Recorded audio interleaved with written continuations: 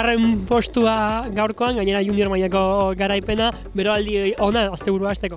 Bai, aldapa oso gogorra da, eta bueno, denok sufritu dugu, baina oso gustoa juniorren lehenengo postuak inda openen bigarrengoakin. Eskalatzaileak nabarmendu behar direnean, beti hor zaudezu.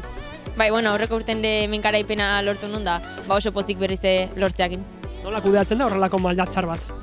Nahiko motza da 5 minutuko esfortzu bat orduan, nik uste, dena eman behar da, baina aldi beren pixkat kontrolatu eta, nahi.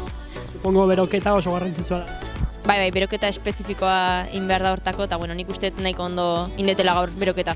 Azken malda horrera, nola bait, baina indar pixka batekin iritsi barzea.